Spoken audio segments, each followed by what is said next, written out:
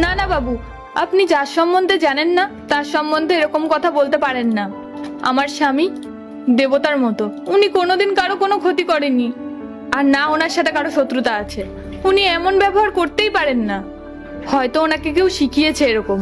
উনি অনেক ভালো, উনি এরকম করার কথা ভাবতেও পারেন না। ওখানে অল্প কিছু মানুষের সামনে তো বিয়ে হয়েছিল, তাই সেই বিয়ের কোনো দাম নেই। কিন্তু তোমার স্বামী এখানে এসে যদি কোর্ট ম্যারেজ করে, অর্থাৎ কোর্টে গিয়ে যদি বিয়ে করে, সেই বিয়ের কিন্তু আইন মান্যতা দেবে, আর সমাজও সেটা মানবে। এটা কি বলছেন আপনি? হ্যাঁ, আমি যা বলছি একদম ঠিকই বলছি। স্যার, আপনাদের এখানে বিয়ে হলে হয়তো এরকমই হয়, কিন্তু আমাদের গ্রামে বিয়ে হলে 1 জন্মের জন্য না, 7 জন্মের জন্য হয়। আমরা ভগবানকে সাক্ষী রেখে বিয়ে করেছি। আমাদের ওখানে এরকম হয় না যে খাতা কলমে লিখে দিলেই বিয়ে হয়ে যায়। যতদিন না বিয়েতে ভগবান থাকে, নিয়ম কানুন না মানা হয়, ওটাকে বিয়ে বলে না। আমাদের বিয়ে নিয়ম কানুন মেনেই হয়েছিল, আর সারা গ্রামের লোকও এসেছিল। আর আপনি বলছেন আমাদের বিয়ের কোনো দাম নেই? তুমি আমার কথা শোনো, আর তুমি তোমার এই বাচ্চা মেয়েকে নিয়ে গ্রামে চলে যাও, কারণ এই বাচ্চা মেয়েকে নিয়ে তুমি এই শহরে কোথায় থাকবে?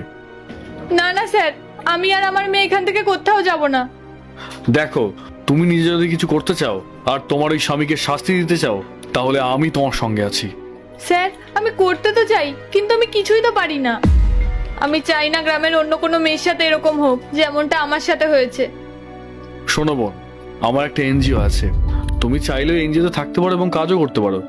ওই এনজিওতে তোমার মতনই যে সমস্ত মহিলারা থাকেন, অর্থাৎ তাদের স্বামীরা তাদের ছেড়ে চলে যান, তাদের বাচ্চাদের ছেড়ে চলে যান, সেই সমস্ত অনাথ মহিলা এবং তাদের বাচ্চাদের এনজিওতে রাখি আমরা। তোমার কাজ হবে সেখানে গিয়ে শুধু সেই সমস্ত মহিলার এবং বাচ্চাদের খেয়াল রাখা। আর তুমি এর পাশাপাশি এই এনজিওতে কাজ করতে করতে তুমি তোমার পড়াশোনাও চালাতে পারবে এবং নিজের বাচ্চা মেয়েটিরও খেয়াল রাখতে পারবে। আর তুমি এরপরে যখন একটা জায়গায় পৌঁছে যাবে, জীবনে সাকসেস পাবে, তখন তুমি তোমার স্বামীর বিরুদ্ধে কেসও করতে পারবে। হ্যাঁ স্যার, অন্যদের জন্য আমি অনেক করেছি, বাবা মার জন্য। তারপর ওনার সাথে যখন আমার বিয়ে হলো, ওনার জন্য, ওনার পরিবারের জন্য, কিন্তু কেউ আমায় বুঝলো না। আর আজকে তো উনিও আমায় ছেড়ে দিল। আমায় নিজের জন্য বাঁচতে হবে, নিজের এই ছোট্ট মেয়েটার জন্য বাঁচতে হবে। আমায় নিজের পরিচয় তৈরি করতে হবে, যার থেকে আমি সেই সমস্ত মানুষদেরকে শাস্তি দিতে পারি যারা গ্রামের মেয়েদেরকে তুচ্ছ মনে করে।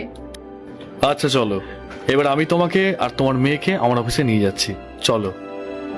ঠিক আছে স্যার, আপনার এই সাহায্যের জন্য অনেক অনেক ধন্যবাদ।